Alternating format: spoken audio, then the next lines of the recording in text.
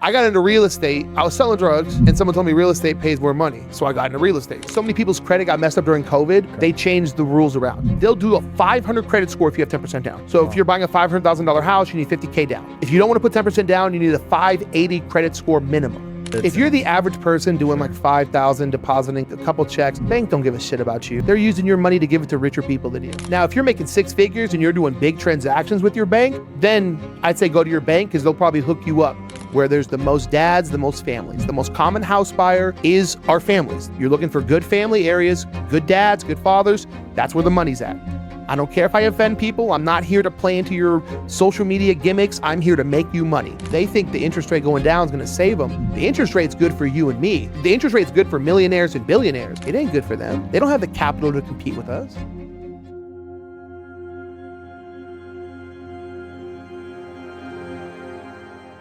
Welcome back, family, to another episode of the Double Down Podcast. I'm your host, DeAndre Woodson, and today we are in for a truly special treat. My guest is a powerhouse in the Las Vegas real estate scene, a man who is not only a top realtor, but a Vegas native and a passion for the city's heartbeat. I'm talking about Brandon Johnson, known to most of you as Brandon from Vegas, amassing over 425,000 followers on Instagram and more than 400,000 on TikTok. Brandon has built a digital empire, capturing not just homes, but the true essence of Las Vegas. Through his feud reviews, hotel tours, and deep community insights, he's become a trusted voice in the market. And today he joins me to break down exactly what you need to know about the real estate landscape. So buckle up. This is going to be a masterclass in the Vegas real estate scene. Let's double down on the insights with Brandon from Vegas. Good afternoon, bro. Well, we also just hit nearly 200,000 on Facebook. So I'm officially crossed the million followers total. It's crazy. It's crazy to say because people, you would be shocked. The number one question I get asked, how many followers do you have? Yeah, it's a big deal. People think I'm lying, but I'm like, I don't know. I legit don't know. Like I don't. My wife tracks it now. That's how I keep up to date, but like, I know when I hit 1 million total, I'm like, yeah, that's crazy, bro. Hell yeah. No, absolutely. Dude, being able to see it on different platforms and obviously having these conversations more and more, I learn like, oh, I don't really care about that one or track that one because this one pays the most. So the way that people look at their data and their analytics is so funny because it's what matters to that person. You know what I mean? 100%. It's like, okay, so we'll do a quick behind the scenes before I get too far off track. So like, with the TikTok changeover early this year, with them being sold and stuff, the whole algorithm changed, right? And you can go to a lot of content creators' pages. Like there's people like Vegas Starfish, untouchable, bro. It don't matter what algorithm. She's the queen of whatever. It don't matter. Her audience loves her, so her numbers haven't changed. But like for a lot of us, our numbers completely switched on TikTok, where it's like, whoa, I'm doing the same content. Where's what's going on? Mm-hmm. So now a lot of our focus has switched to like Instagram. I started going on Facebook a lot harder, right? Because like that's part of the job. You go where the attention's at.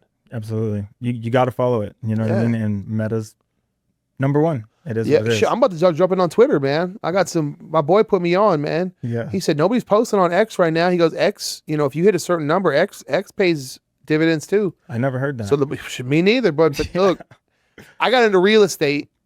I was selling drugs. And someone told me real estate pays more money. So I got into real estate, right? Yeah. And it's like, bro, you show me the money.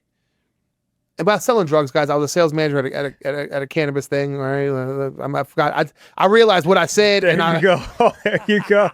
I'm glad you were able to clarify that because I was going to let you finish. And I was like, yo, bro, I didn't know you used to sell drugs.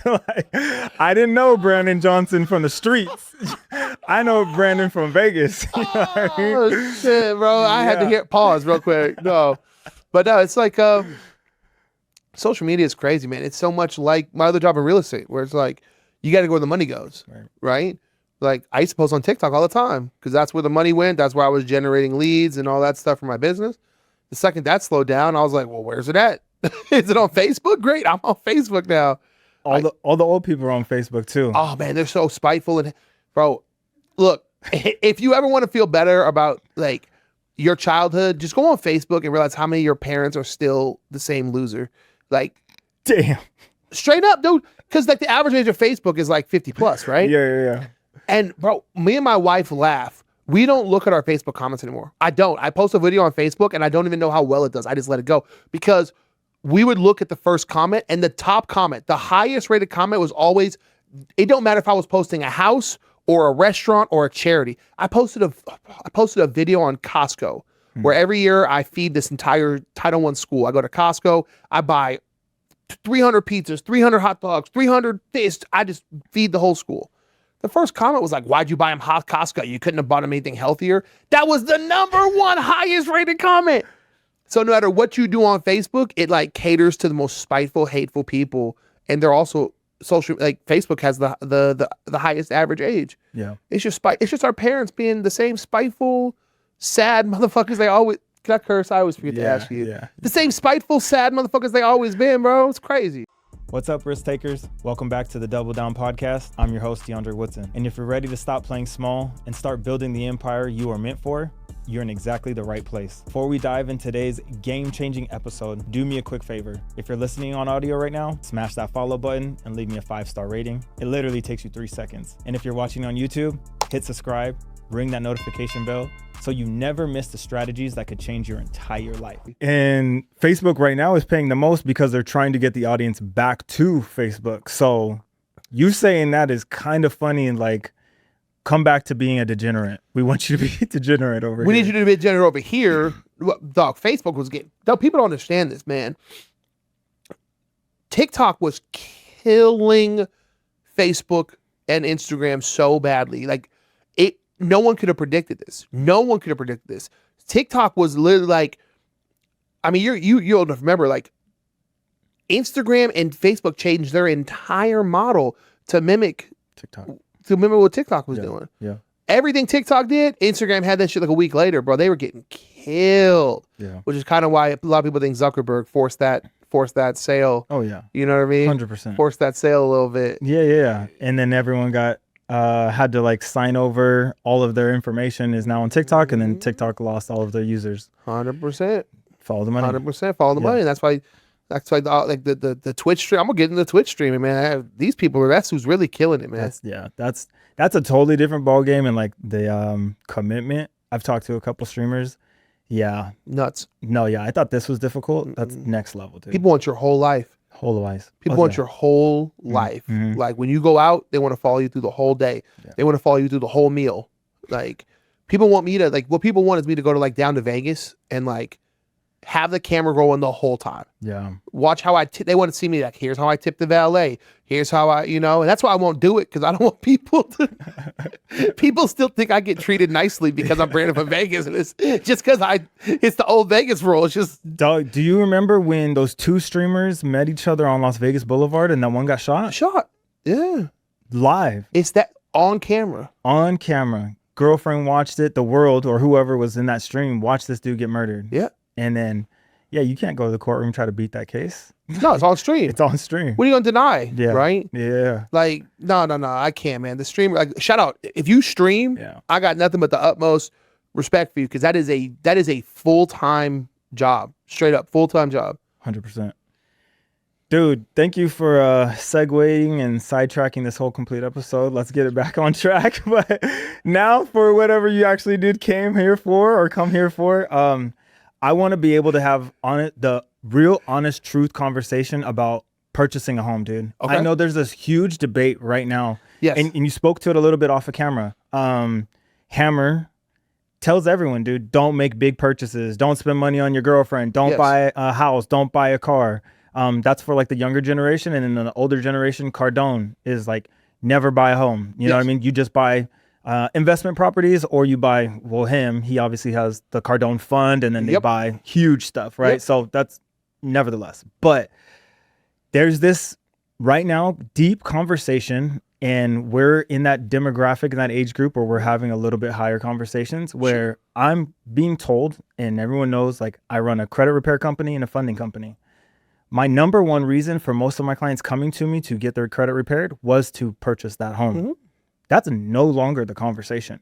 When I'm having conversations with people, they just want their credit to get fixed because they want to go get funding, and what they really want to do is start an LLC, run off on the bank, and never pay the money back. Like, let's just call a spade a spade. Sure. That's what they're hearing on TikTok. That's what they hear. But let's have a conversation of like, what does it really, first, I would like to hear that. Do you think purchasing a home is still a good investment? Are you ready to turn your dreams into reality? At Deviant Consultations, we're here to guide you, complete white glove service every step of the way. Whether you're starting your credit repair journey or you're looking to get business funding, we've got your back. Go ahead and screenshot or click the QR code below and schedule your discovery call with the team. Let's make your dreams come true together. More valuable now than ever before. Okay, look, I'm not going to offend anybody. Please, everybody, don't be sensitive. This is just an example. My rule in life is to always do the opposite of what everyone else is doing. I'm from Vegas, okay? If everyone bets on a team, I usually just bet in the Super Bowl. If everybody bets on this person, I bet on the other person. Because the majority of people are never right. If they were, they wouldn't be broke. Yeah. But the majority of people are in one section, right? So I call it my tattoo theory. I love tattoos. I think tattoos are beautiful. I think the best artists in the world today are tattoo artists. 100%. But I'll never get a tattoo because everybody went and got them. Okay. So now I can't, now just because of my life set, I can't do it. Okay, well, if everybody's telling you not to buy a house, that is the best time to buy a house. And I'm not just saying this because of my personal experience. I mean, what we're seeing right now, and this is, again, I'm not trying to offend anybody. Please, everybody, he asked me a serious question. I got to give you a serious answer. Okay. We are selling the same amount of houses today, 2026, around 4 million, 4.2 million, whatever you want to call it, as we did 30 years ago. So 1996, 2026, same amount of houses sold. Wow. We have an additional 70 to 80 million people in America, depending on which studies you read and how you classify people here who are here legally or illegally, right? Because if you're here illegally, we don't know how many people are here, right? 70 to 80 million people. So same amount of houses, but 70 to 80 million more people, okay? This is basic economics. If you have a product and it's a valuable product, a product so valuable, people are willing to break the law to get the product. And you have 80 million people trying to get the product, and you have the same amount of the product, the price of the product keeps going up. Whether that's drugs, whether that's shoes, Jordans spiked in price. Why? We're making the same amount of Jordans. Pokemon cards, same thing. We're making the same amount of Pokemon cards. We just got more people trying to buy them and sell them. Yeah. Right? Houses are like that on steroids. On steroids. Because underneath your house is this thing we call land. Most people, bro, this is crazy. I've been teaching real estate for 6 years. If I ask the room right now, if I ask all of your credit repair clients, what does real estate mean? Well, it's houses. Okay, what does real estate mean though? Like, why is it not called housing? Why is it called real estate? Oh, I don't know. I say, have you ever been to an estate? Have you ever been to an estate sale? I do. I like going to rich people estate sales in Summerlin because they got good stuff, right? My mom taught us. We love it. Yeah. You go to estate sales in rich neighborhoods. Yeah. When you go to an estate sale, what are they selling? The stuff. Okay, what does real mean? Real is land. That's what makes it a real estate sale, not an estate sale. You're buying the land, okay? Underneath all the homes you're buying is the most valuable thing in the whole world, land in America. People from China want land in America. People from Japan want land in America. People from Canada. Everybody in the world wants land in America. It's the most valuable land anywhere in the world. That's what you're buying. And yet people are never taught that. They just think, oh, houses are more expensive. No, homie. Land is more expensive. You got 80 million more people in America all wanting their piece of this land. And if you're not willing to buy your own, that means you're going to have to rent it from somebody else forever. And just so everyone understands how the world works, you can't create more land. So yes. Crazy, right? Yeah. Crazy. Right. Crazy. That's why people think Jordans are scarce. Brother, if Nike wanted to make 50 million pairs of Jordans, they could. Right.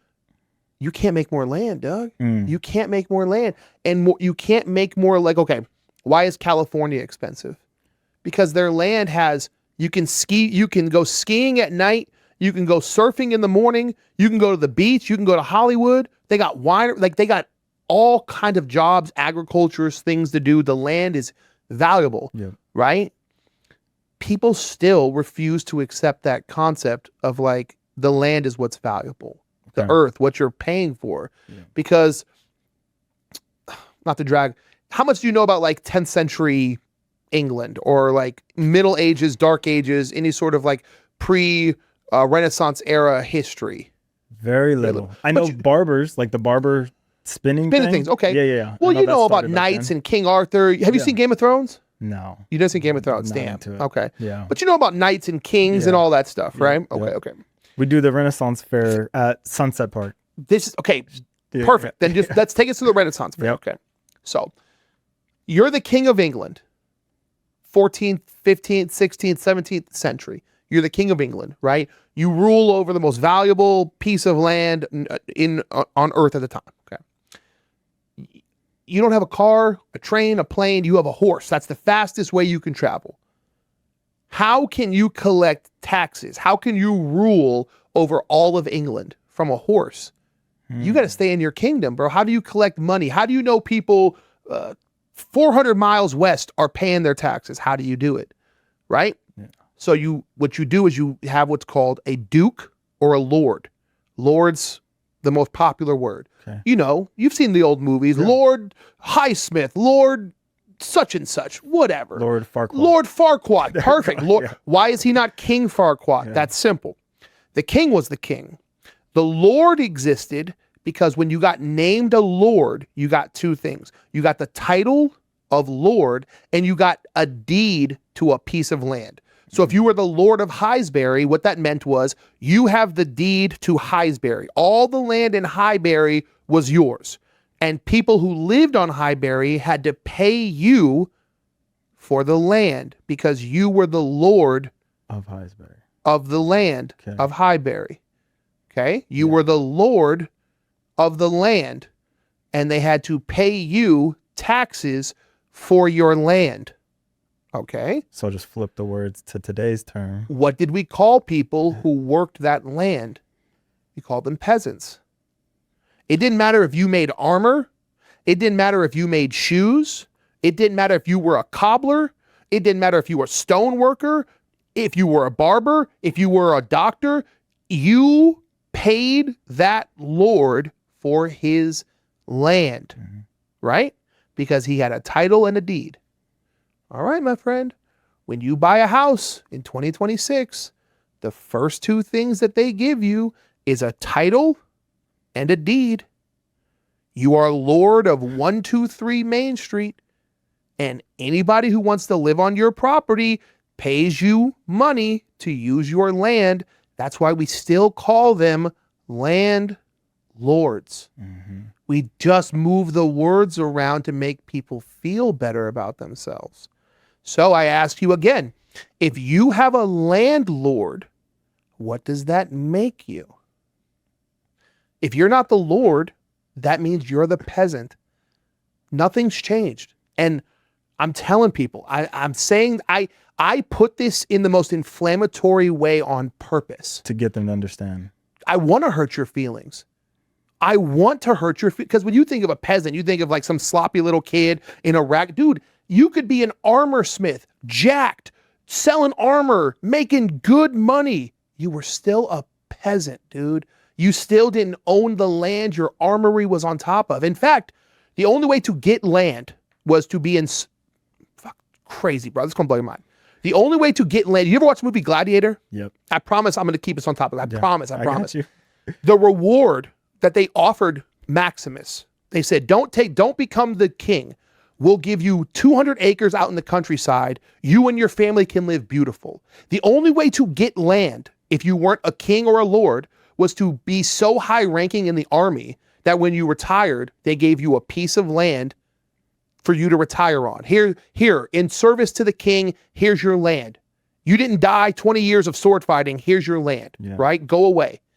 Veterans today, if you serve the government in their military, get a VA loan. They still get a VA loan, a free piece of land. Yeah. Bro, we ain't changed jack shit. That's crazy. And the longer you're in the military, the bigger piece of land they're going to give you when you retire. Wow.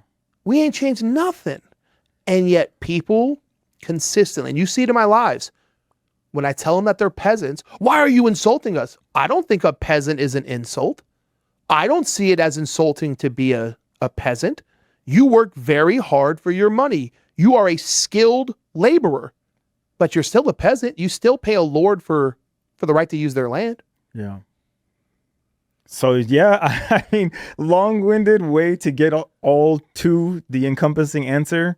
Yes, you do point people in the direction of purchasing a home, and it's Yes. even more valuable of a commodity now because people are more sensitive, and we just changed the words not to hurt your feelings. Correct. Yeah. I promise you the other answers will be shorter, but I had to start the people off with like the reality of the situation. Right. If I just come on here and I go, don't rent, it's stupid, you're losing money, buy.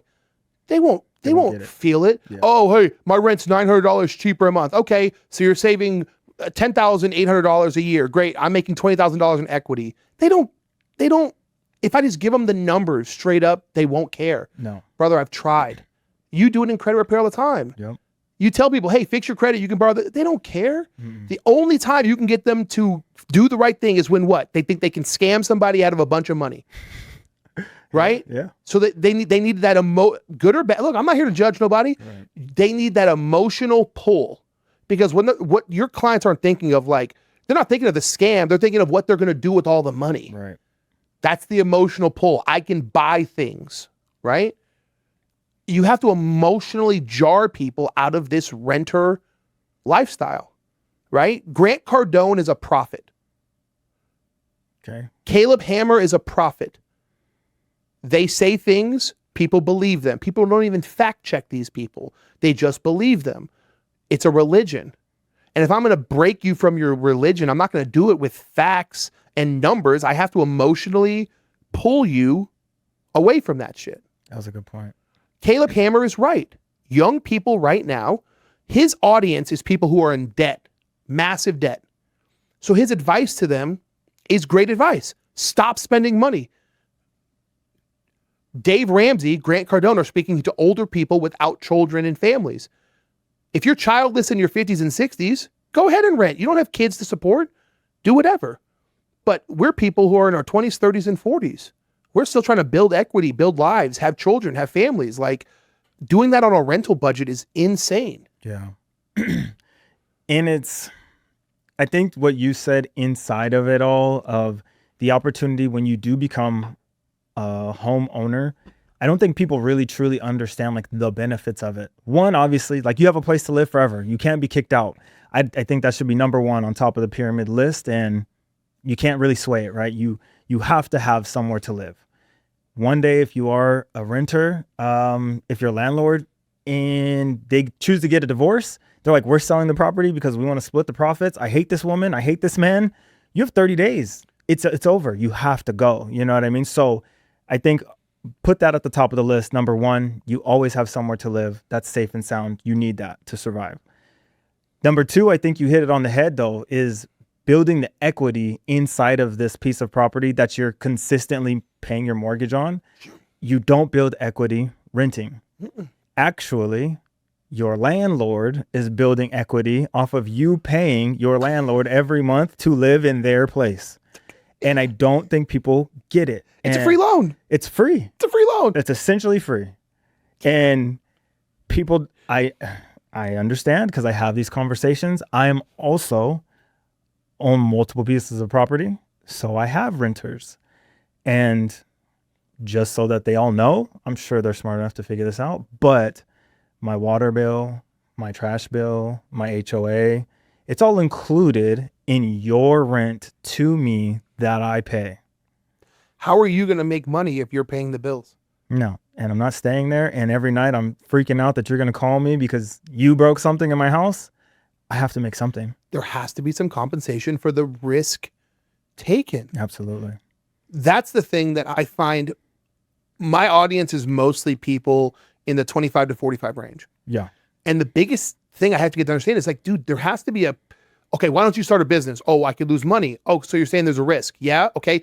So I have to get compensated for my risk, right? Earlier, I said it's the best time to buy a house. Yeah. Why?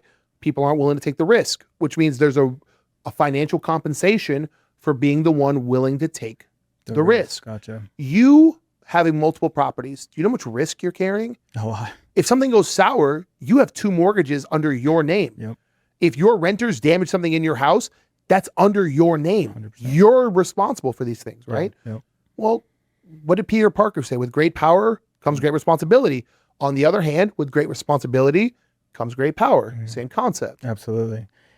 And I can speak to it like from my own understanding, but I also went through these things. I had a terrible renter, you know what I mean? And there was months where he didn't pay. We had to go through the process of going down to the court to file. I don't wish that process on anyone. Sure. Because if they know how to play the game and this renter knew how to play the game, you file the appeal at the very last day. Once that happens, then they have like 8 days to get this letter back to you. Now you go to court in another 14 days. And then you go to court, and I'll just share the story with the audience. We went to court. This mother effer said that the AC didn't work. So the judge was like, okay, cool. Now you, the owner, has to provide documentation that the AC works. So we left court. He still was in my house. I had to then pay for an HVAC team to come out, test the unit. I knew it was working, which pissed me off even more. Then we had to wait till another scheduled court date. I had to provide the documents, which I told the woman, I know it works, but she has to see it. Present it to her. And then she's like, okay, hey, so what do you want to do? Do you want to kick him out or do you want to allow him to pay? And I was like, I'm kicking you out because I had 3.5, 4 months of dealing with this prick, not paying me. I'm still paying my mortgage. You lied on me. You made me spend more money to prove something that I knew was working. You knew was working because you were living in it. So yeah, I want you out. Imagine that. Terrible experience. Imagine that. You know the HVAC's working. Yeah. And you still have to go get an inspection to prove to a judge that it's working in your own house where you know it's working. Sack of shit. Crazy, right? I walked up in this thing, dude, and it was, I want to say, I'm not even like trying to be a great storyteller here. I want to say it was like the middle of June. This dude had my AC at 70 degrees and he had an electric fireplace on and his daughter was sitting on the couch under a blanket.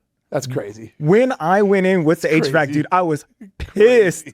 And then the AC tech turned to me. He was like, it's working. It's working. Like, I know. I need your documentation to tell her that. But people don't get, I'm going to keep us on course, but that's the problem. People don't get the landlord side of the story. We view everything from the lens of the powerless instead of the power, right? And what I tell people is like, that's social media. Social media views everything from the lens of the powerless person through the person in power. And we almost like lionize the powerless, where it's like all renters are good people and all landlords are bad. And it's like, no, bro, most of the landlords I know are just dudes trying to make some money. And a lot of the renters I know are fucking awful people and they ruin houses and they don't give a shit. But you guys don't hear those stories or you don't care about those stories. Right. Yeah. And it's like, no one has empathy for you, but I do. Yeah. Sitting across from you, listening to you, I have heard your tale so many times where landlords have to pay money out of their pocket to fix things that they know are working. And it's like, how is that fair to you? Not at all. Right? Because what happens if you, the landlord, decide to stop sharing your land with other people? Yeah, you have a mortgage you have to pay. That person's homeless. Yeah. If you weren't, you're so financially successful. I need people to hear this. You're so financially successful and stable and responsible that you're not able to provide shelter for you. You're able to provide shelter for multiple people because you're so stable. Right. Shouldn't you be rewarded for that? Right? Absolutely. You shouldn't be punished for being successful, but that's the culture and kind of environment that we're trying to educate. Yeah. It's people who have learned that like you should punish successful people and lift up the people that are like dependent on you. No, 100%, dude. And there was a brief moment in it where I was like, oh, I'm going to sell all my properties because of that experience with this guy. I didn't end up doing that. Good. I did go like a couple of months without putting another tenant in there just because I didn't want to put myself or my wife back through that trauma. We did vet way harder for our next tenant. Like that was a learning experience for me, right? So we doubled down on it. We went really, really hard. We paid for like a software, where they have to put in more information. Yep. And now we have a great tenant. So I'm good. I'm very happy there. But I had to learn that. Sure. You know what I mean? I had to experience that. And that is the ugly side of home ownership if you have multiple pieces of property. But would I change that? No, because not only am I getting equity, not only do I have a second property to give to my daughter or my children, right, later in the future, Yep. I'm getting tax benefits and tax breaks at the exact same time. Like, I don't think people understand the levels of this game that you're playing. They don't. And the beauty in home ownership. So if you could, let's talk about the other levels of like the tax break codes for home ownership, brother. So the tax break code. So as a homeowner, you get small tax break. By small, I mean 3,000, 2,000, 4,000, whatever. Not a minuscule amount of money, but it's not like world class.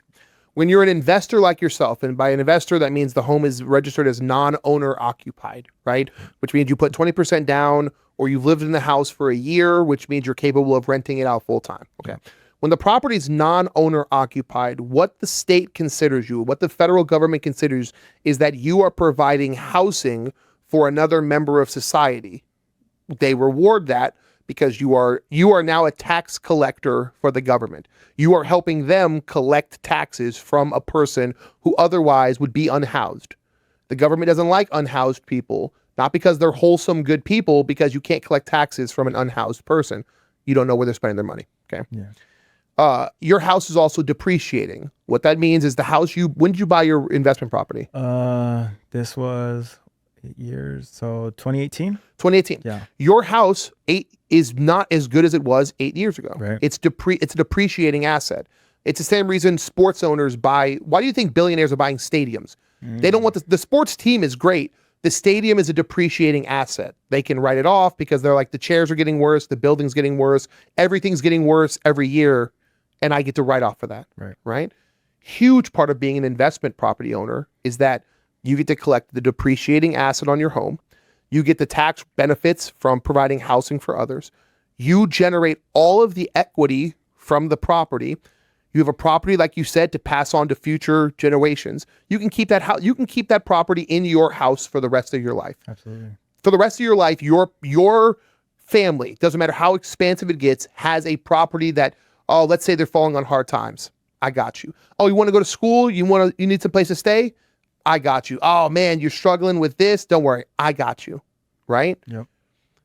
That's something people talk about generational wealth all the time, but they don't consider a house generational wealth. Do you know how much you and I would have killed to have parents that like handed us a house instead of us having to like do it ourselves? Yeah. Right? That would have been a game changer. It would have been a game changer. Wouldn't you have loved if your parents like, hey, here's the house. We've kept it in the family for 20 years. It's yours now. Oh, sick, Mom. Thanks. Now I don't have to like kill myself buying my first house, right? Yeah, absolutely. You've provided that for your family, and that's incredible. But how do we get your audience, my audience, to see it that way? How do we get them to see the money aspect when all they see is, well, my rent's $1,800 and the mortgage is $2,700? I'm losing money. Yeah. How do we get them to view that? That's where I think that's where us being able to break down, because we've experienced it, I think should help, or at least I hope, you know what I mean, for them to be able to help. So not only is that a benefit, there was also different tax benefits for me because we chose to put in new appliances in the house, right? So it was oven, dishwasher, refrigerator, microwave. You hold that slip from Home Depot, right? It says you save this much energy. This is a tax write-off at the end of the year. So that was another benefit for us. The opportunity to put on solar panels is another opportunity for a tax break. Did you get your write-off on that? Solar That's what I'm saying. Like, there is levels to the game. It's crazy. If you understand the game that you're playing. Yep. And it's not my mortgage is $900 more than my rent. Bro, I just saved $900 in just putting in a refrigerator, dishwasher, oven, microwave that they need anyways. They need it. I might as well upgrade it. What if something breaks? I have a home warranty for that. It doesn't matter. I have a home warranty for that. It's going to get replaced. It's going to get replaced. And guess what? I put the home warranty on the rent. So it's paid. Do you mind if I share? Because again, I work with a lot of landlords. Yeah. And I tell them, hey, look, what I say isn't going to change everybody's mind. You're still going to have renters. Yeah. Can I at least educate people on like what the process is? Yeah, please. I think Can I do that? Steps. Okay. So we're going to replace the word house with the word business. I think if people start viewing houses as an asset or a business, it helps them understand more. Okay. So I'm a business owner. I've been successful in my life. And now I'm sitting around with, let's call it 60 to 100K in the bank. Okay. Sitting in the bank, that money makes me nothing. Money is worth less every single day. Everybody knows this. So you're like, okay, what am I going to do with this money in the bank? They're going to tax me on it, but I don't make anything from it. What do I do? Okay. So you go to the bank and you say, I want to buy a business. And the bank goes, okay, what business do you want to buy? And you go, I want to buy a $500,000 business. Bank goes, okay, how much are you willing to put down on that business? And you go, I have 100 grand. Will you loan me the other 400 grand? The bank goes, you know what? 100 grand? Shit, yeah. We'll loan you the other 400 grand. You're going to pay probably like, I don't know, $200 or $300 a month in interest on that. Are you okay with that? And you're like, $300 is $3,600 a year. You're going to charge me $3,600 a year to borrow $400,000? Sure. Cool. Great. So the bank loans you money to buy your business. You go out, you find a business that's profitable, a business where someone can manage your business and you don't have to do anything at all. All you have to do is provide the business and this other person will manage your business for you. They'll pay all the taxes on the business. They'll pay the lease on the business. They'll do all the work to maintain the business. All you have to do is provide it for them. Okay. Not only are they going to pay for your business, remember the interest that you took out for the loan? They're going to pay for that too. So you essentially borrowed the money scot-free. You borrowed $400,000 with no penalty because the person running your business is paying all of it. That is what being a landlord is. You are starting a business, functioning, and somebody else is paying not just for the business itself, but for the interest on the loan you took out. You're borrowing money for free. You're generating equity for free. You're getting tax write-offs for free because this person who manages your business pays for everything. That's the truth. That's the God's honest truth. And some renters are okay with that.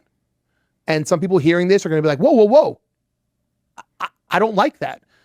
I don't like paying for your business. Okay, well, do something about it. Mm-hmm. But that's the truth. That's quite literally, forget all the numbers, forget FHA loans, conventional loans, break it down to its simplest form. You purchased a business and someone else is paying everything for the business. Fire. How much, again, if you don't want to talk about this, that's fine. I understand it's your business. Yeah. I'm not here to pry into your business. You're good. Right? Yeah. But I know the equity and appreciation from 2018 to 2026. Incredible. How much more is your business worth today than it was 8 years ago? 140.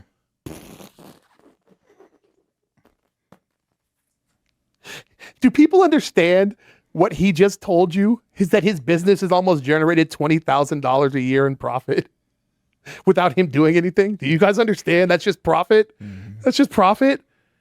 And they still have to be convinced. Yeah. Isn't that crazy? Crazy. Absolutely crazy. Because like we said, dude, nothing changed. I just know year after year or month after month, me paying my mortgage, right? Well, really my tenant, but even my main property that I have, it's still gaining equity every single year. And I have a place to live and I'm stable and I'm comfortable and it's mine. You know what I mean? Have you borrowed the equity from your first property? I haven't. I just let it keep going. Yeah. How much knowledge should we drop today? I've been long-winded as it is, so I'm hesitant to even talk anymore. But like, no, you're good. You guys don't understand the position. You don't understand the position that they hear 140,000 in equity, and that's just a number for them. Yeah, I can literally go borrow the money against that and do this rinse and repeat another 3 times because nothing in my life has changed. But I also can now present to the lender, hey, I'm going to rent this out for this much. So not only am I structurally a good person, but I also come with more money behind myself so I can get a bigger loan and charge more. Yep. Like the business generator that home ownership is, and dude, I didn't want to, I know, and you know, because we're in it, right? Yeah. So I understand how it works. I want to be able to make it though where people understand like these are the requirements. You could do this too. Could you tell us what is the credit score needed? How many years do you need to work at your job? Let's go. Let's really break it down for them, dude. Where like you can change your life. You can change your life. You could change it. I broke it down so simple because look, bro. I started my class working with mostly hood dudes. Got you. I was working with mostly hood dudes and single moms from California. Well, you were selling drugs. All right. I mean, let's keep it real. Let's keep it real. Yeah. So I put it in a way. I said it's the Jay-Z formula. 222, 22 twos. You need 2 years of work in the same profession, not the same job. A career and a job are the two different things. If you work in retail, we don't care if it's at Target, Walmart, whatever, you're in retail. If you drive cars, we don't care if it's Uber, Lyft, as long as that's your job. If you're in sales, we don't care if it's sales for Target or sales for this tech company. You're in sales. 2 years straight. We need 2 years of you in the same profession. If you're a nurse, we don't care if you work at hospital A or hospital B. We need 2 years of the same profession. We need you to get paid the same way. If you go from commission to W-2, we don't know how much you're going to make, so we can't project. So you need 2 years in the same profession. What that teaches people is quit jumping, pick a profession and stick with it. If you don't like your job, that's fine. Do the same type of work in the same profession. If you're a mechanic and you don't like working at Joe's Auto Shop, go to Mike's Auto Body. But what if you change what if you change professions? Do you have to start that clock all over again? Don't change the way you get paid. So you could become a totally different professional, and as long as you stay W-2, it's okay? Lenders are willing to stretch to help you out. But don't be extreme. Yeah. Don't go from a nurse to I don't know, give me a job. Don't give me to a plumber or something like that. Yeah. So if it stays W-2, and what about if you make more money? That looks better? That's great. Okay. But that money, so let's say you're a W-2 employee and you make $60,000 a year. Yeah. And you got a new job, W-2 employee, now you make $90,000 a year. There we go. We move on to the next number 2. We need 2 months of bank statements. Okay. That's just to prove you're not a drug dealer. Straight up. Real estate is the most laundered cartel activity. Cartel people who are in the crime world love real estate because it's big amounts of money being changed hands all over the place. They love laundering money through real estate. So 2 months of bank statements allows you to prove that you are not a criminal. Yeah. I tell my exotic dancers, my OnlyFans girls, I tell them the same thing. Hey guys, you got to deposit the money. If you're not going to pay in all cash, you got to deposit the money so we can track where it came from. Right? Okay. We have to. If you're an exotic dancer, we don't know. They don't know that you're not a drug dealer. Yeah. They don't. You got to take that money and deposit it. So what about if they are an exotic dancer and they're depositing thousands of dollars of cash into an ATM? It doesn't still look suspicious? Like it's okay? If you're an exotic, well, in Vegas, we deal with so many exotic dancers that we know. It's okay. They can tell them, hey, look, tonight I made $1,200 in tips, but Tuesday was slow. I only made a couple bucks. Yeah. We work with enough exotic dancers that we can track that. We can also... I've done videos in strip clubs. They have a management system. It's not like a free-for-all there. Okay. They have a manager who can say, here's the dates they've been working, da-da-da-da. So that's the second 2. The final 2 is 2 pay stubs. Just prove to... We have a client right now. He's about to close. He picked up a second job to increase his income. We said, okay, prove to us that you're making this money. Show us a pay stub. He showed the lender his pay stub. Cool, thanks. You're good. Does getting that second job, do you have to validate that for 2 years too? You need 2 years because... And this is going to piss... Tough. You guys have to understand something. You're a good person. Yep. I've met you. You're a good person. Appreciate it. Your job is not to protect your renter from going broke. Right. Your job is to provide them housing to pay your mortgage. That's your job. You're not their dad. You're not their babysitter. As your realtor and your lender, we are literally tasked with preventing you from hurting yourself financially. Honestly, say that again, because I think a lot of people think that realtors try to take people out. I think lenders, like predatory lending, is something that people truly have a fear from. Okay. I make money not by you buying one house. I make money by you being my client for the rest of your life, which means I have to make sure your first experience goes incredibly well. Your lender, same concept. We also need you to refer us to all of your friends. If we put you in a bad financial situation, you're not going to refer us to your friends. You're going to talk bad about us, right? Yeah. We are tasked by law with protecting you from you. You want to spend $5,000 on your house. We're like, no, dude. Keep it to $3,300. Protect yourself. Save that $1,700. Don't put yourself. We're tasked with protecting you from you. Okay. Yeah. Your landlord isn't tasked with doing that, which is why we have these formulas to make sure that you're not outspending yourself. Okay. So that's the financial part. Credit. If you're under 580, you need 10% down. So if you're someone with low credit, but you got a lot of money in your pocket, you could put 10% down, and the U.S. government will now take a 500 credit score. Damn. I didn't know that. That's crazy. That's crazy. Yeah. Wow. Right? Yeah. Because so many people's credit got messed up during COVID, they changed the rules around. They'll do a 500 credit score if you have 10% down. 10%. So if you're buying a $500,000 house, you need $50K down. Okay. If you don't want to put 10% down, you need a 580 credit score minimum. Okay. So if you had a 580 credit score, you can put as little as 3.5% down. FHA loan. FHA. Yeah. 3.5% down on a $400,000 house is 14 grand. If you and your partner can't save 14 grand, you either need to find a better partner or you guys need to fix something out. Okay. Yeah. The next step, the number that I tell people is 640. 640 credit score. That is where they start to treat you like a normal person. Better interest rates? Normal interest rates. Okay, normal. Normal. So lower than that is If you come in with a 580 credit score, no lender is going to jump over there. No lender is going to break their back to give you a better credit score, a better interest rate when you haven't proven to be financially capable with money. Because they think you're going to default on the loan anyway. It's exactly. It's the so okay, I wanted to bring this up earlier. The first time you went to your bank or your lender to borrow money, they didn't know you. Right. If you went back, you would walk in the building and brother, they'd pop the champagne. They love me. They'd be like, oh brother, you're not only managing your mortgage, but that money we borrowed earlier, you've been paying that shit back with interest for 8 years, dog. You're my guy. Yeah. Do you want more money? Do you want $1 million? How much money can we give you? Every time. People with bad credit are the opposite of that. Because the bank's like, dog, I'm about to loan you $300,000 and you can't even manage a credit score? Like, you're a risk. So I tell people 640 is where you want to be at. Okay. If you want to start seeing some better numbers, we're talking about 720, 740 plus. Okay. Once you cross 740, 750 plus, that's when the bank's like, you know what? We can slide you a little better interest rate. You've proven that you're good with other people's money. Okay.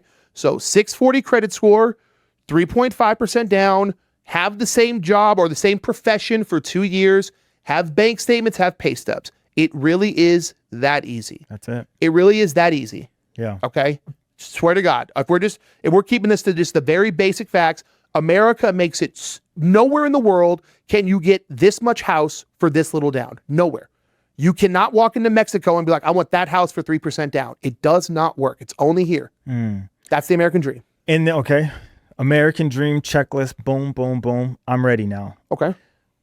Next steps are what? Reaching out to because before that was me just now I'm at the steps of getting pre-approved. Is that the steps I'd be at? Correct. So should I go with the bank and the institution I've been banking with because I already have that relationship, or what would you recommend? What would be? It depends on how much money you're doing with that bank. Deposits. If you're the average person doing like 5,000, depositing a couple checks, bank don't give a shit about you. Okay. They're using your money to give it to richer people than you. Yeah. Right? Now, if you're making 6 figures and you're doing big transactions with your bank, then I'd say go to your bank because they'll probably hook you up. But if you're an average person, and you're doing, making 60, 70,000 a year and your bank's just there as like a safe for you, go to a local mortgage lender. Okay. A local mortgage lender is dependent on your business. They need you. They will bend over backwards because they need your business. The bank doesn't need your business. They're gambling with your money anyways. They don't care. Go to a local mortgage lender. They'll take care of you. They'll often give you more competitive rates, and they'll be more what I call comforting. They'll hold your hands. They'll walk you through the process. Beautiful. Okay? If you call your realtor first, like me, the first question I'm going to have for you is, are you pre-approved? Are you pre-approved? Why is that important? You want me to look for houses for you, right? Yeah. Okay. How much mortgage can you afford? Right. Oh, I don't know. Okay. That's why I need to get you pre-approved. What if I'm showing you houses that are $4,000 a month and you can only afford $3,000? Now I've wasted both of our times. Absolutely. You see what I'm saying? Yep. So the thing with realtors is we usually know the best lenders in town. So Pro tip for you guys: if a realtor is adamant that you use this specific lender, go to a new person. Why do you say we are allowed to recommend? I can say I use Bill Gaylord. He's who I recommend on most of my files. I trust him. But I also have to say, make sure you shop your loan, Rocket Mortgage, whomever, to make sure you're getting the best numbers for you. If a realtor's like, oh, use my guy, only my guy, they probably have a partnership with the lender, getting some kickbacks or something like that. Stay away from that. Your realtor's allowed to recommend a lender. We cannot force one upon you. Thank you for sharing Okay? that. Okay. We cannot force one upon you. That's just, people know that. But your realtor usually knows the best people around, so they can offer you a first recommended. Do we have time for me to give a quick pro tip? I'll go quick. Come on, yeah. The first time you check your credit, this is why I tell people, stop using Credit Karma, stop using Experience, stop using all those things. It's for houses, guys. When you check your credit with a financial lender, the government sees that you're doing it for housing. They allow you to check your credit infinite times within a 30-day span with no additional credit dings. Mm-hmm. If you keep checking your credit online all the time, you're going to keep getting dings. When you do it to a mortgage lender, the government's like, oh, you're trying to buy a house. You're trying to shop your loan. We won't ding you any additional times, so you can keep checking your credit with different lenders. Yeah. Make sure you use that. That's how you shop your loan around. And by dings, he's talking about literally like data points on your credit profile. It'll just lower your credit score, because to any institution, which is a bank, right, lending money, it looks like you're thirsty. It looks like you're out there actively looking to get your hands on money. So no one wants to give that person money because they're like, what are they looking for? Imagine picking up girls in a club versus speed dating. If I'm in a club and I'm a girl and I see you going up to every single girl like, hey, what's up? Let me get your number. You look desperate. You look like a player, like you're thirsty. If we're at speed dating, well, I expect you to talk to every girl. You're here for a serious long-term partnership, right? So it's different expectations. If you're checking your credit with a lender, the credit companies go, oh, you're serious. You're looking for a long-term home. We're not going to ding you because we need your credit as high as possible to buy this home. Gotcha. Okay, little pro tip. So okay. you did your 222, you got your credit, you and your partner saved your money, you got your pre-approval, okay? Perfect. I'm going to give everybody watching this the single greatest real estate advice I can give anybody ever. Sorry, brother. You are looking to buy a house where the most fathers live. I don't care if you're in Beverly Hills, Chicago, Siberia, Russia, Vegas. You are looking in areas where there's the most fathers. The most fathers is the most valuable. Look at Vegas. Summerlin, when you go to Summerlin, what do you see? Families. Do you see a bunch of single young dudes, or you see grown-ass men, grown-ass dads? Mm-hmm. When you go to Green Valley Ranch, yep. Do you see a bunch of single dudes? No. Come to Inspirato where I live. I live in a great neighborhood. Not a single person in the whole neighborhood. All fathers, all dads, right? Yeah. Sky Canyon. You pick the nicest area of town, I'm going to show you a bunch of dads who live there. Okay. Your first home. How do we know where fathers are? Do you see women jogging at night, completely comfortable with the area? There's a lot of dads there. Yeah. You go to the hood, ain't nobody jogging at night. Not unless you know you can handle whatever comes out at night. Yeah. Right? Right. Your first home, if you want to make money, because that's our goal, you must buy a house. You're going to make the most equity, the most appreciation, where there's the most dads, the most families. The most common house buyer is our families. Do single people buy homes? Yes, but it's at a much lower rate. You're looking for good family areas, good dads, good fathers. That's where the money's at. I don't care if I offend people. I'm not here to play into your social media gimmicks. I'm here to make you money. Buy houses where there's dads. We're looking for equity, appreciation. I want your $400,000 house to be $500,000 before the decade's over. I want you to make money. If that happens, he should become your best friend, because your best friend doesn't make you $100,000. Brother, I just bought this young kid a house, 25 years old. I can tell you guys now because we're closing this weekend. We offered $490 on the house. It appraised for $515,000. Oh yeah. He made $25K. I made this man $25K like that. The day sign. We better be best friends. Nate, how many of your friends made you $25,000? Me, homie. Me. Okay. So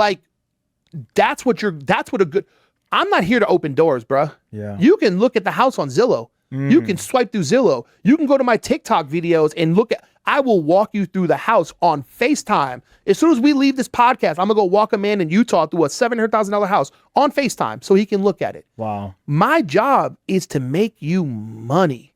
I want everyone to be like you. I want everyone to be like you. I want you to be able to look into the camera and be like, my house is $140K more than when you bought it. Thank you, Brandon. That's what I want. Dope. That's what I want. Love it. That's the game. That's the game. Okay, so now we're there. I found my pre-approval amount. I found my realtor.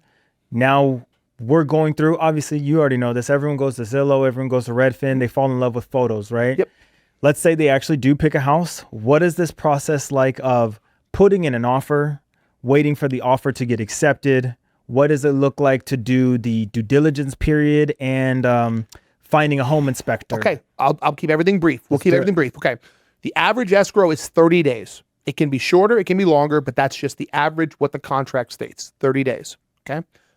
How long it takes to find a house is dependent on how much you know what you're looking for, what your goals are, okay? I can find a house day one. Sometimes it takes a couple weeks, but we can do it quickly. Sure. I write 24-hour contracts, which means if we're sending this offer at 5 p.m., I want a response by 5 p.m. tomorrow. We're not here to wait. We're not here to dilly-dally. Do you want to sell your house? Great. We want to buy it. Let's go. Okay? Once you're under contract, here's another pro tip for you guys. You don't have to give your entire down payment all at once. If your down payment is $15,000, there's something called an earnest money deposit. If you grew up poor like me, that's a fancy term for layaway payment. My mom couldn't afford a bike, so she would put it on layaway in June so we could have it by December, okay? The EMD is a layaway payment. So if your deposit's 15 grand, you're putting $5,000 down. The escrow company is holding that money, and that's what keeps you honest to the contract. When we're talking about contracts, what we mean is there's $5,000 on the line. If you, the buyer, break the rules of the contract, the seller has the option of keeping your money because you have wasted their time. And a potential other buyer that they could have had while you were wasting their time. Right. Okay? You have what's called the due diligence. This is the most important thing in the world. Please listen up. Your due diligence is typically 10 to 14 days, depending on how good your realtor is at negotiating. The due diligence states it's your inspection period. It states from this 10 to 14 days, you can back out of this contract for any reason you want and get that earnest money back. Doesn't matter the reason. I don't like the house anymore. My mom is sick. I'm tired. Whatever. You can back out and get your money back. What if you walk through it and there's like a lot of renovations to be done? You can still back out? This is the best part. Okay. You get inspections done on the house. You get to request the seller make the repairs. So you get your inspection and it goes, oh man, the floor is tore up over here and this bathroom door is broken. Okay, cool. Dear seller, I need you to fix the bathroom door. I need you to fix the floor and we need $1,000 to replace these carpets. The seller says, yeah, sure, we'll give it to you. Or we negotiate. We find a number that works for both sides. If we can't reach an agreement, we back out and get your money back. So you have 10 to 14 days. People who are like, oh, I don't want to buy a house. What if my house is a piece of crap? Brother, we're going to get an inspection. And if the seller's not willing to fix that piece of crap house, we back out and move to the next one. How much does an inspection run you? It depends on the size of the house. Okay. The average house, you're looking at $350 to $400 for your inspection. That has to come out of your pocket. And you don't get that back. You do not get that back. Okay. You have to pay for your own inspections. Okay. Now, can you negotiate a seller pay for an inspection? Yeah, but it'll make you look hella cheap. It'll make you look broke. If you tell a seller to pay for your inspection, they're gonna be like, "Oh my God, are you like?" They're gonna lose all trust in you. Yeah. So just remember that, right? Think of a real estate negotiation like picking up a girl from a bar. Could you ask that girl to buy you a drink? Sure. If you're cute enough, will she buy you a drink? Sure. Is she gonna be like, "Damn, this dude's broke as hell"? Yeah, she will. Yeah. Right. So you do your inspection, everything goes good, whoop-de-whoop, seller, most sellers are lazy. They don't want to fix nothing. So they're like, you know what? Here's $3,000. You make the fixes yourself. Are we good? Cool. Great. Next is called an appraisal. An appraisal means somebody comes out to your house and they make sure that the house is worth what you're paying for. So again, let's knock out your audience's fear. What if I'm paying for a house that's underwater? What if I'm paying for a house that's not worth it? Brother, someone comes to your house and tells you that the house is worth it. So if you offered $400,000 for the house and it appraises for $395,000, guess what we do? We say, hey, adjust the price to $395. If the seller says no, we get your money back and we move on. If the appraisal comes in $1 less than what you offered, you can back out and get your money back. But Straight if it up. comes over, Congratulations, you you don't made have money. to give them Nope. money.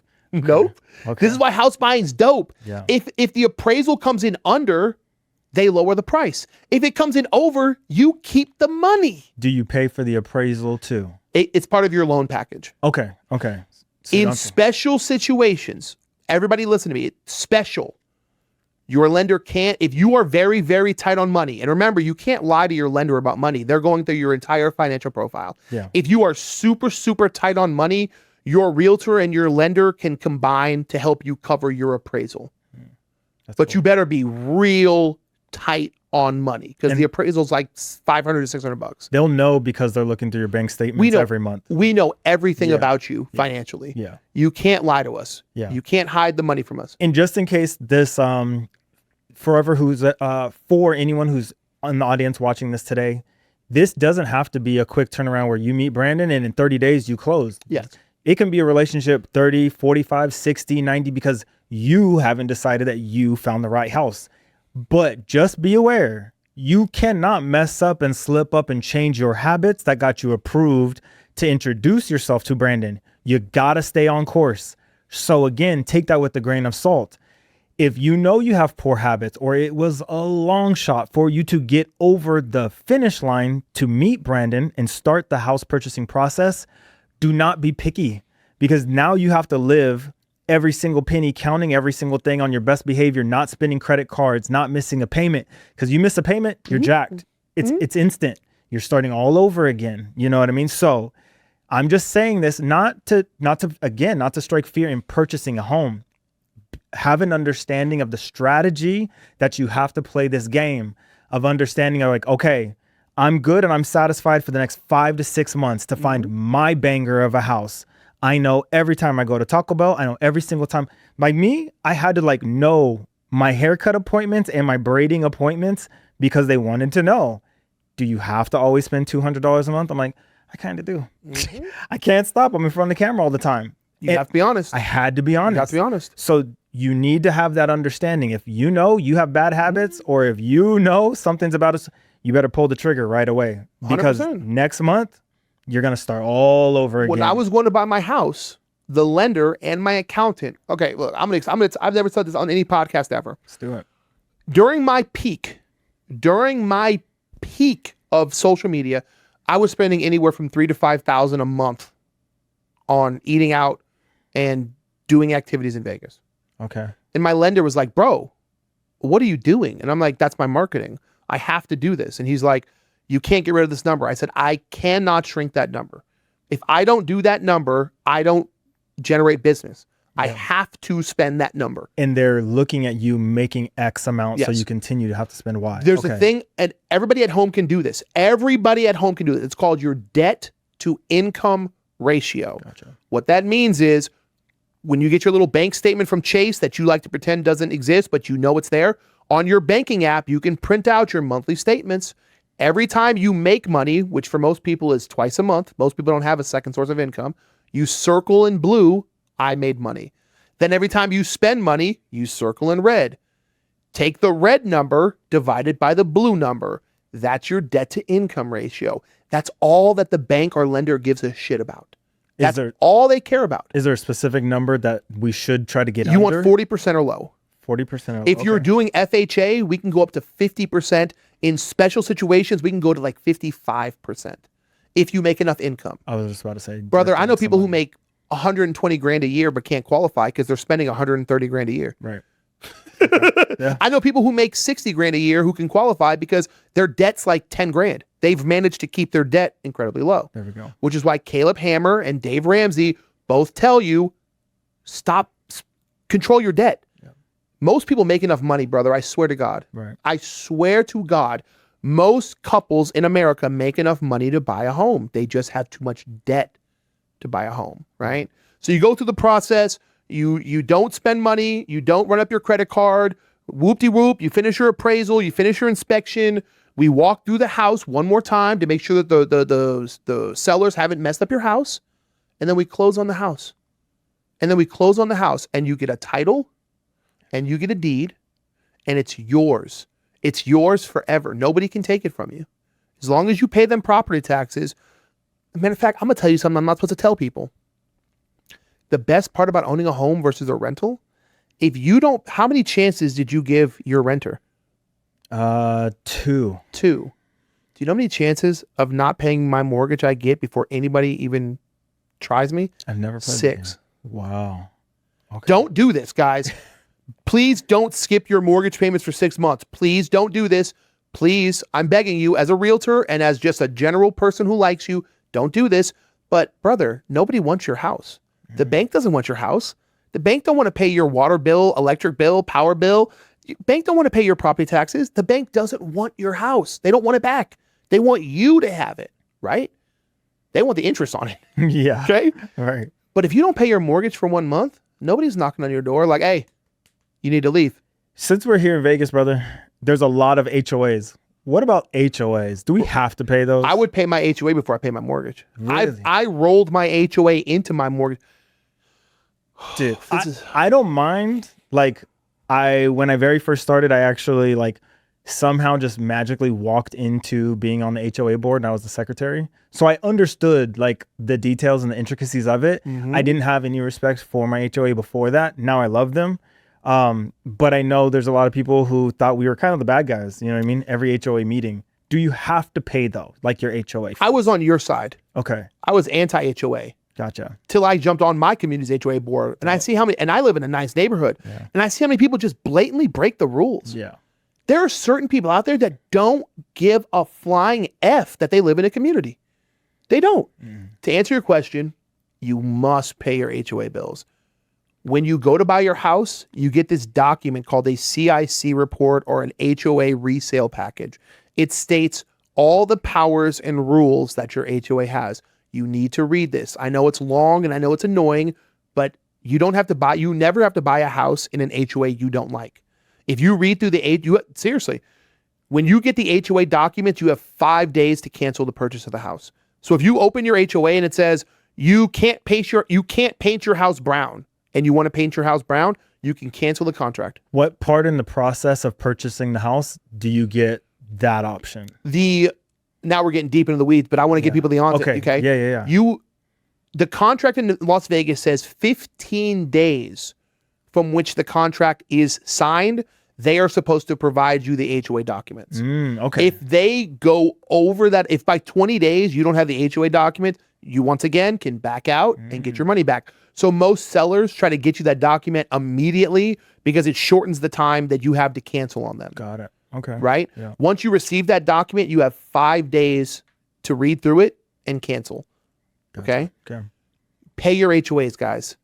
Especially on new builds, these modern HOAs can put liens on your houses, which means if you don't pay your HOA, the HOA can put a lien on your house. And if that lien gets big enough, the HOA in some situations can force foreclosures. HOAs in Vegas, I'm just being real with you guys. They're not as bad as California in terms of expense, but the power that they have is strong because they want to make sure your community stays valuable. So please pay your HOA. People think I'm joking.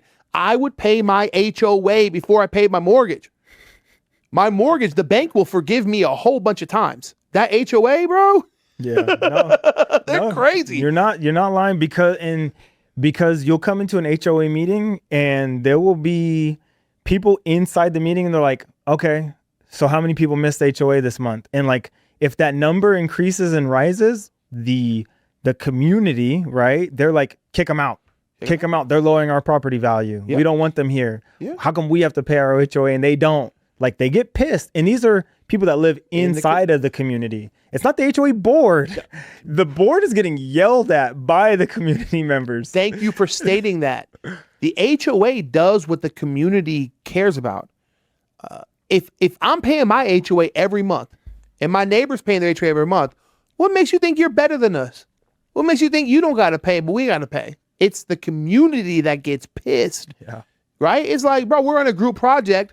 We're working 5 hours a day on the group project and you're off goofing off. Why you get the same grade we get, right? Same concept. You don't see it until, remember, Everybody views the world through this power versus powerless lens. Right. And they don't get to see that a lot of times the powerless people are the dickhead ones.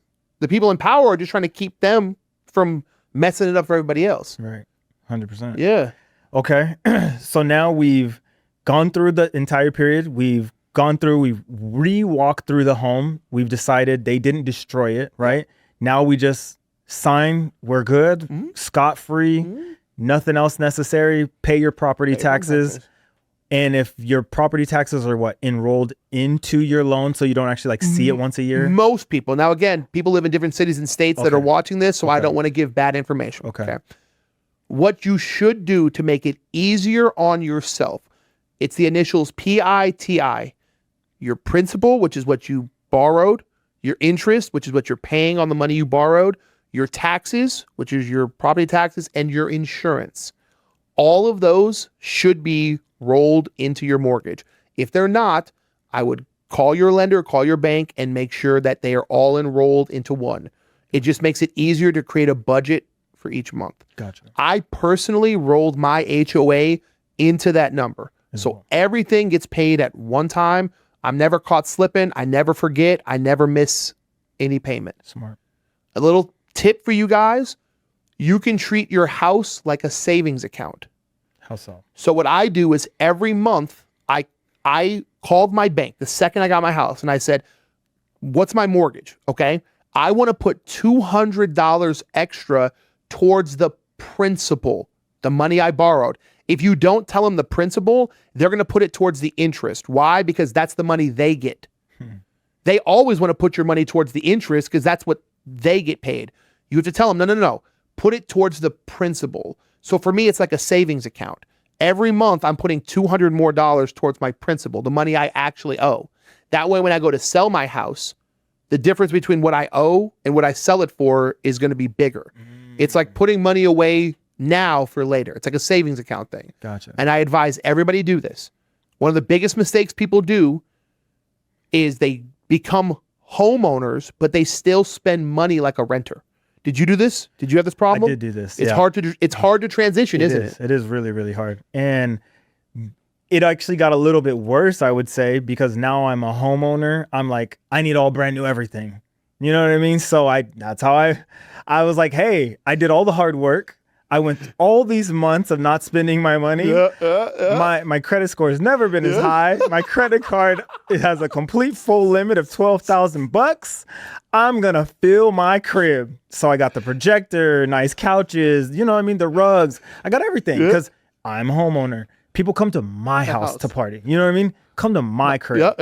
So yeah, I did run it up and I had to learn again over time, like, now I got to cut that credit card bill back down. Do you know what I mean? But you know what was the sweet thing? At the end of the night, I was sleeping in my house with my stuff. Yeah. I didn't give a damn about that credit card because you know why? That's why I love, obviously, banks.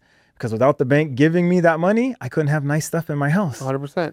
So 100%. That was cool. Yeah, I loved it. The more money you make, the more you stop. I won't venture too off. But the more money you make, the more you start to see the positions of power less as enemies and more as friends. 100%. When I was broke, I saw the police as an enemy. Because if I got a ticket, bro, I can barely afford groceries. Now you want me to pay a ticket? Now that I have money, when the police pull me over, you know what I say to them? Hey, man, thanks for keeping these streets safe. You're right. I was a menace today. I shouldn't have been doing 100 on the freeway. I'm a menace to society. I deserve this ticket. Thank you for keeping our freeway safe. Thank you. I appreciate that. Right? Yeah. I don't see them as enemies anymore. I see them as friends. And like you just said, I don't see my bank as an enemy anymore. Hey, I'm like you, bro. I bought this house. I said, bro, I'm going to Costco and I'm like, what's the biggest TV in this motherfucker? I want all that. All of it. If I'm going to be in my house, it better be my way, right? Brother, I'm already hundreds of thousands in debt. Let's just go ahead and put that on top, right? What's 12? And don't worry, if you're a homeowner, every homeowner does this. Trust me, you're not don't feel bad. Don't be ashamed. Every homeowner does this. But once you get the TV and the couch and all that stuff, just stop. Just stop spending money, right? Because you're not a renter anymore. Brother, if I was still a renter, my social media would be so lit. If I was still a renter, bro, That was fly. and I had tens of thousands of dollars in disposable income every month, bro, I would never cook a meal at home ever again, bro. It'd be steaks every night because who cares? I got money to burn, right? But I had to transition. If you notice my content, bro, I used to be eating out all the time, 3 times a day, steak dinners. I was going crazy. Right. I had to cut that back. Now I can only film certain places or certain days, or if I get invited or something like that.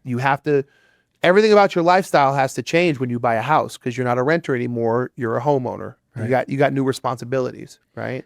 Let's get the opportunity for because a lot of people come to me with this question of like down payment assistance. Okay.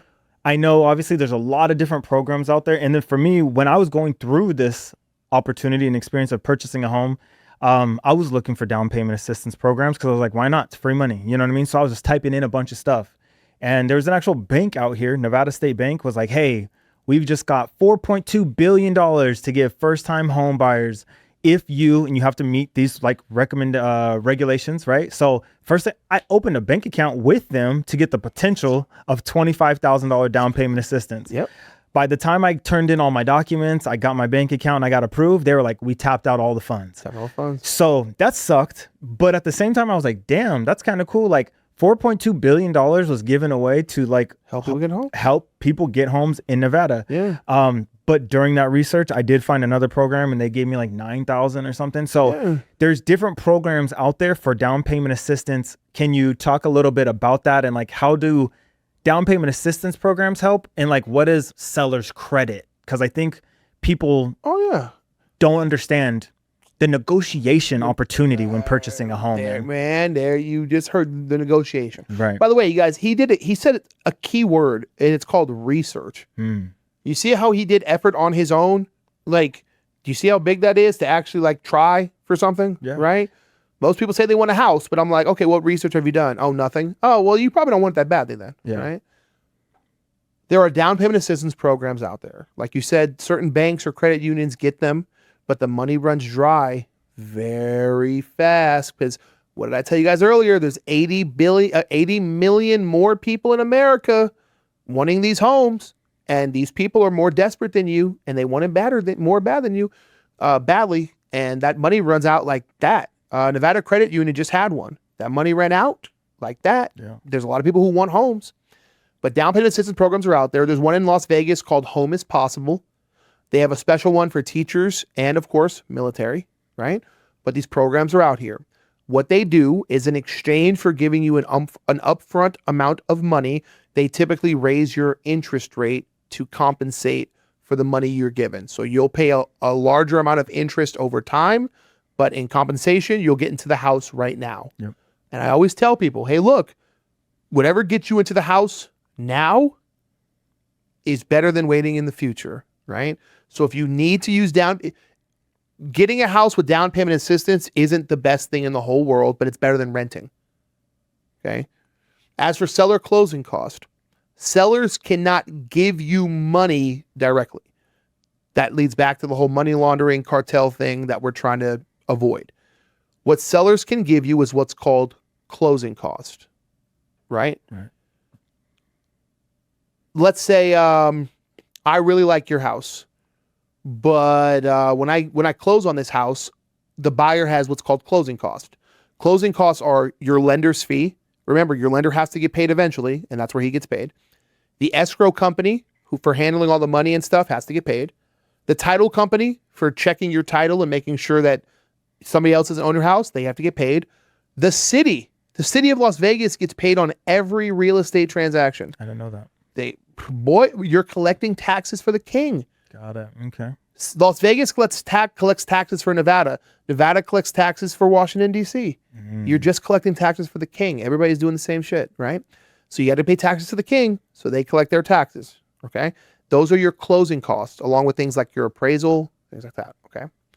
What the seller can do, and what we're getting a lot of right now, because it's a buyer's market, is we tell the seller, hey, we really like your house. Beautiful house. Seller loves it. You want $500,000? We got $500,000 for you. But we need you to give my seller $15,000 in closing cost. That's enough money to cover all of his closing costs, and he can use that money to buy his interest rate down. A little pro tip for your audience. You can take the seller's closing cost and use it to buy down your interest rate. The details of that would push this podcast an hour, and I know we're already running on time. Okay. If you guys want a bigger explanation, DM me, message me. I will happily explain this process. But you can use the seller's closing cost to buy your interest rate down. So let's say you're at 6.5% and you want 6%. You can use the seller's money to achieve that. Yep. Okay? Why would a seller give you money? Well, because they want to sell their house. Why would a girl let you dance with her or, kiss her? Because she wants to sell the house. She got to give you, right? She got to give you some kind of incentive. Yep. If she's just mean and rude all night, you're like, all right, well, fuck, I guess I'm out, right? She got to give you some kind of closing cost, some sort of incentive to buy the house. Well, that's what we're looking at right now. Seller closing costs can help you close on the deal. Truthfully, with down payment assistance, or if you're a veteran, with military veterans, this is so easy. I can close on a military veteran's house with zero money out of their pocket because their down payment is zero. And then I call the lender and I go, hey, what's their closing cost going to be? $11,000? Okay. Hey, seller, yeah, we'll buy your house right now, but we need $11,000 in closing costs and we'll pay full price today. Sure, we'll give you $11,000. Great. I call the veteran. I say, hey, your closing costs are covered. You have no down payment. 30 days, house is yours. So when you say that the seller gives the $11,000, is it coming off the direct price? It's coming off their net. Oh, okay. So whatever they were going to make, they lose it. When you go to buy a house, there's a debit and a credit section. Got it. The seller's credit is the sale of the house. The debit is the mortgage that they owe, the commissions, all that stuff it's considered a debit, what they owe. The closer cost, the seller's closing cost goes in that section. Gotcha. So let's say the seller was set to make $65,000, they'll just subtract $11,000 from that number. Gotcha. And to a seller, they're like, yeah, I'll give you $11,000 if it means closing my house today and not tomorrow. Yeah, and they make $55,000 still. And if you're a veteran, you're like, wait a minute. So I don't put any money down and I don't pay any closing costs. I get this house just in and out. Yeah, you're done. And then I want to be able to touch on, I know this specifically because I did it. When I purchased my home, I bought down the interest rate. Mm-hmm. There's a certain cap of how much you're allowed to, because I tried to give them a shit ton of money. Yeah. Because my interest rate started at 6.2, and I think I got it down to 4.8 or something like that. I was like, here's 30 grand. And they're like, you can't do that. You can't buy too many points. Well, and it depends on the type of loan you're getting. Oh, okay. Because then the lender's like, well, why don't you just put a bigger down payment? If you have all this excess, again, remember, we're trying to avoid money laundering. Yeah. Because we're like, okay, well, if you're only putting 3% down, where are you getting this 30 grand from, right? It's a little shaky. Now, different loans have different rules. On a conventional loan, they're willing to let you buy down more points because it's your personal financing. So you can that's the best part of a conventional loan. It's harder to qualify for, but you get to control the outcome and the numbers more. When it comes to FHA and VA, they're a little shakier because it's a government loan. Got it. And they're giving you that government loan to help you get into the house. Okay. So if you've got $50K sitting around, they're like, well, what do you need a government loan for? You clearly got the bread, right? Yeah. So they do try to restrict you on points there. Okay. Right?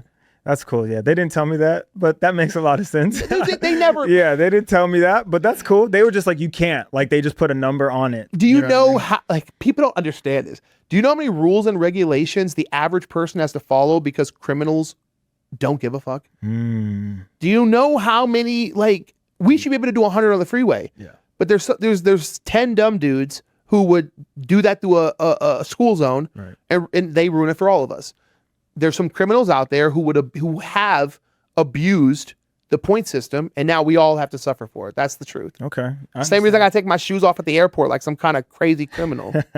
I got you. So that was, to me, that was the entire process along the way. I think for every single hoop that I jumped through, or every opportunity that I got to learn and kind of share, that was the process, literally from beginning to end. So it's not unobtainable. It's not unreachable. It's not unthinkable. It's not like the average person can't do it. I did it, and I did it. I want to say, dude, I did it. My process was a little bit different because I went into it with an investor's mindset. I was trying to purchase a multifamily. Yeah. So that did come to bite me in the end, just because I had to make an offer, had to do a really high inspection that cost me more because there's multiple properties. I also had to get in contact. Quad inspection. Bro, I had to get in contact with the people living in the properties. You know how hard that shit is? They all have to be off of work. They all have to let you in their house. And then like, it's just random. You know what I mean? It's just this younger dude, black dude, just sitting there and like, who are you? I'm like, oh yeah, I'm possibly going to buy this place. You know what I mean? It's a weird experience, but I did it. Yeah, multifamilies in Vegas are trash and old. So I didn't go through with the process. He ain't tell one lie. Bro. He ain't tell one lie. Not one lie. They were trying to get me. Like every single thing, every home inspection, I will say, cost me like $800 because it's 4 properties. It takes hours. You're literally sitting there for hours. And let's just keep it a buck, dude. The tenants have roach infestation everywhere. The walls are jacked up. Floors are jacked up. And the bill is just racking and racking and racking and racking. So when that home inspection gets turned in and then it comes out and they're like, okay, cool. It's going to be probably like $110,000, $120,000 investment that you're going to have to put in. I tried to get the seller, obviously. And they're like, I'm not about to lose 120 grand so you can make money off of my property when I don't even want to put this money in. Bro. So I didn't know. I was a slumlord for 15 years. Bro, I ain't about to stop now. Hey, bro, I thought it was like HGTV. No, like bro. Everyone sees 3 houses and you're in. That ain't it. I'm gonna let everybody. The numbers on you? I actually got to like, it was really cool. My the program that I went through was called NACA. Okay. So I worked really, really hand in hand with my realtor, also with like a counselor who went through like my lending. The only lender is Bank of America. So it was really cool. Like being able to have that hand holding, like you were talking about earlier. I got to make all of my own deals, you know, like my shout out to Tesfaye. That was my realtor. He was honestly my best friend for like 4 months. Other than calling my wife, I probably called him the most. And we miss you guys, by the way. Bro. When the contract ends, dog, we're so used to talking to you all the time. Nah, not my boy. He knows. I still call him for Christmas. I know the kid, like he has 2 daughters of the same age of my daughters. So we got them on closing day. He met me at my house with the keys and we gave his daughters presents. I mean, that was my wife. That's dope. But yeah, that was my boy. Cause I had that dude driving throughout the whole city every day. Like he would just drop shit and he lived by the M. And he's showing me houses on the north side. Yeah. He's showing me houses on the east, on the west, and where deals are falling through. You know what I mean? Tesfaye's just out. Tesfaye's losing time with his family. That's another conversation, but I'm just saying, like, I have a great affection and appreciation for him because I know what he was giving up for me to be able to purchase that home. But yeah, so that was my process. I was first trying to buy a multifamily. 4 deals fell through because they all cost too damn much to repair. So I'm out thousands of dollars now because of inspections. You know, you have to pay the wire fee for the title, you know what I mean? The EMD that you're talking about. And I was just like, screw this, dude. I'm buying single family. So I ended up buying my single family. But all of that data, all of that information and knowledge that I had because I went into it with the mindset allowed me to be able to share my story with so many other people that I'm helping fix like their credit and who want to come to me when they hear like a podcast and they're like, oh, dude, I want to be an investor. I want to buy multifamily. I'm going to live in one and I'm going to rent out the other 3 and I'm going to live for free and I'm going to get all this money. It's a great idea. It truly, truly is because I had it. It's not in the city. It's just not meant for here. You cannot do it here. And the HOA was super duper high, you know what I mean? Because it's multifamily. So it's just shit that you learn along the way going through the process. You learn along. I wasted probably 7 to 8 months with investors doing multifamily. And finally I looked at one of them and I was like, this area fucking sucks, dude. Yeah. Like, what are we doing? And he finally was like, yeah, you know what? You're right. And I'm like, dude, in California, multifamily eats. In the Midwest, multifamily eats. In Vegas, the areas that they're in, it just ain't. It's not. For me personally. No. Again, this is not realtor Brandon. This is just me. This is just Brandon from Vegas telling you guys. Okay? As a realtor, we're not allowed to say anything about what areas are good or bad. When I say it sucks, what I mean is for the effort and work you have to go through, the inspections you have to take, to me, it's not worth the fiscal achievement to get there. It's just not. No, it's not. I think single family just obviously the profits with multifamily, you're trying to think like 4 different renters profiting off it. It all sounds great. Right. But like you said, the investment that you have to go in for each house, and if a deal falls through, what are you talking about? 800 in inspections. Yeah. You're talking about appraisal. You're talking about like, this is a lot of money. Yeah. It's a lot of money. And I'll just let the people know, like behind the curtain, you actually have to have more also to be able to cover the loan in case you have to prepare, like your tenants go months without paying. That's how I was able to have so much cash on hand to buy down the rate because I had such a stockpile because I initially thought I was going to buy multifamily. You know what I mean? So it worked out in the end for me. That's what you just said is something I never see people always talk about the multifamily stuff. They never talk about what you just said. You need enough money to cover. A lot of multifamily tenants are month to month. Yeah. That's how slumlords juice the stats. They say, oh no, we have 100% occupancy, 0 vacancy. And you're like, 100%? They're like, yeah. And then you do some research and they put everybody on a cheap month to month before they sold. Yeah. So they juice the statistics. And they actually give you the leases. So make sure that you get those. Like I will say that was another added layer of my process because I wasn't prepared mentally to be like, dang, this is a full-fledged business. I'm looking at who is my tenant, when did they move in, what is their lease, how much did they agree, what is the terms, and then I'm like, damn, this comes up next month. I gotta re-up with this person and have another conversation. It was just daunting. Like, and it's people who are willing to walk away at the drop of a hat. Yeah. They don't give a shit. Drop of a hat. Mm-hmm. The slightest inconvenience, job change, gone. It doesn't matter. No notice. Yeah. And that was the only thing. So as I was going down this journey with Tesfaye, like every time we were pulling up numbers, you know what I mean? And looking at neighborhoods, it was just like, okay, this is going to be mine. Let's say David moves out in 3 months because I can see his lease. I'm like, all right, what I'm going to do is I'm going to spend more money, upgrade it, and then I'm going to move in Samantha and make more, right? Yeah. But you have to have the brain capacity and have an understanding, like I'm going to output another 5,000-10,000 to upgrade that to charge Samantha more, and then try to do it with all three, hoping that all three move out so I can upgrade all three. But did you hear what I just said though? That's 10, that's 10, that's 10 when I'm only making 14, 15 off of each, right? Now so you need a full-time handyman or home warranty to service all 4 units. All the time. All the time. It's a business, bro. It's a full-time job. So I happily gave that up and went single family. It's great. But I had to go through it to be able to tell this story and to help shed light on, because everyone wants to just say, like, if you're going to buy a house, you need to do, it's the exact same requirements that it is to buy a multifamily as it is to buy a single family. You're right. It's not harder, right? Same requirements, totally different ball game, totally different bankroll you have to have. And you need to go into it with a totally different mindset. Yeah. A great multifamily is a business upon itself. There's some multifamilies in California where I'm sure the people, I mean, at this point with rents in California, there's probably some people making 10 grand, 12 grand a month from their multifamily in California, right? But they got a good one. They probably got it early, right? And with a single family, bro, I can hire a property manager and never think about my single family rental ever again. They'll do the credit check. They'll do the background check. They'll do all that. If you want to do it yourself, you can do that as well, right? But one person can manage a single family rental pretty conveniently, especially if you background check your renters thoroughly. Like, bro, people can get as pissed off as they want to.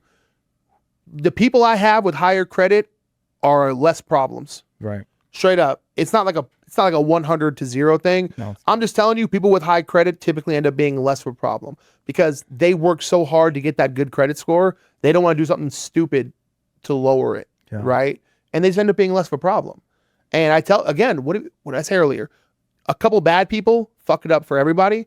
The reason credit score requirements and background requirements have become common in rentals is because a few people messed it up for everybody else. Yeah. Right? Because people share the story and now everyone has that fear. Right? Has that fear. I'm not gonna let it happen to me. Well, yeah. Look how much work you put on getting your house. Oh yeah. Why would you let somebody ruin that for you? Absolutely. I want to say this and I want to ask this because I know fear mongering is all over the internet and everyone, I'm going to wait to buy when the interest rate drops or the market is going to crash. I'm not going to purchase a home now.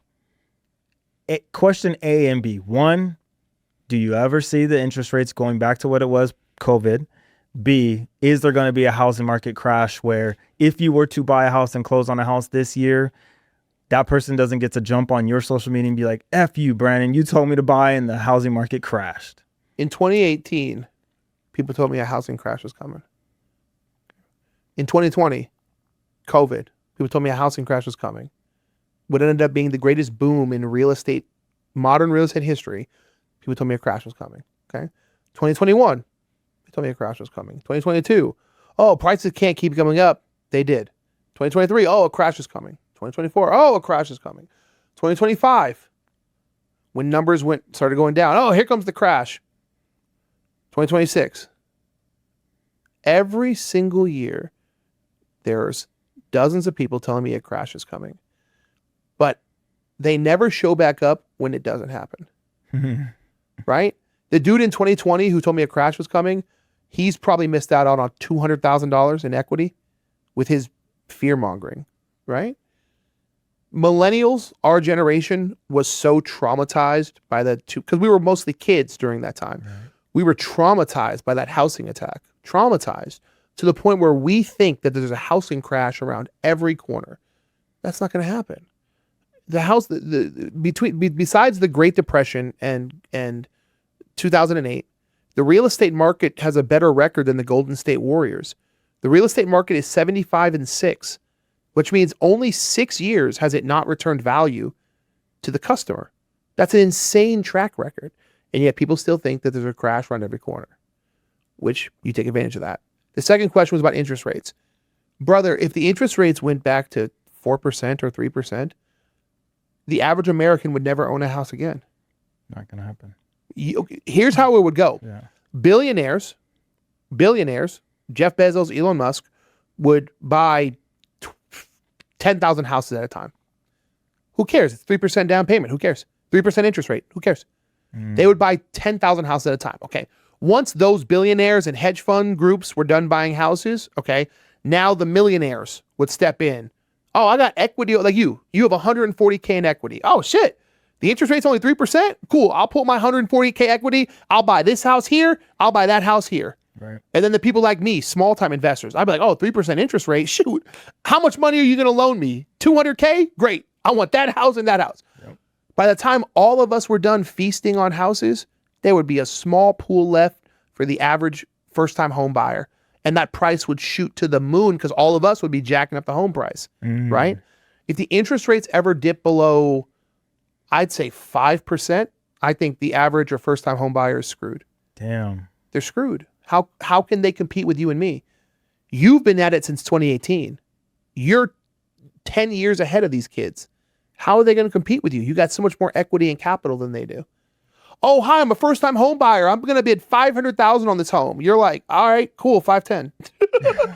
It's like Monopoly. I got big bank. Yep. Okay, you want to buy this property for you want to buy Park Place for 400? Great, here's 700. Get the fuck out of here, right? Yeah. They don't see that though. They think the interest rate going down is going to save them. The interest rate's good for you and me. The interest rate's good for millionaires and billionaires.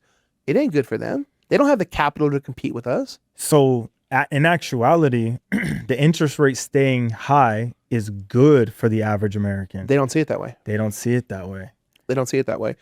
Right now, where the interest rate is at like 6%, is the best thing that could happen to the average buyer. The interest rate is high enough that the really rich people are like, we're not touching that. We can't make an easy profit off that. And investors, it's not high enough that investors can steal houses for free. When the rate was pushing like 7.5, bro, investors were taking houses like crack because they could offer anything and people were willing to sell their house. So investors were snatching houses. When you're at like 6%, it's not low enough that an investor can steal a house, but it's not high enough that the people are willing to jump in there. Right. So it's the perfect mark for the first-time home buyer. They can get the house. Remember, guys, you can buy your interest rate down later. That's what I was going to say. Have you bought your interest rate down on your investment property? Yeah. See? Yeah. You can buy your interest rate down later. Everybody needs to know this. Just because you're at a 6.0 right now, in the future, if the interest rate drops, you can go in there and refinance to a lower rate. Or you can go in there and say, hey, I've saved some money. I want to buy my interest rate down. Or here's a good one. You have $140,000 in equity, right?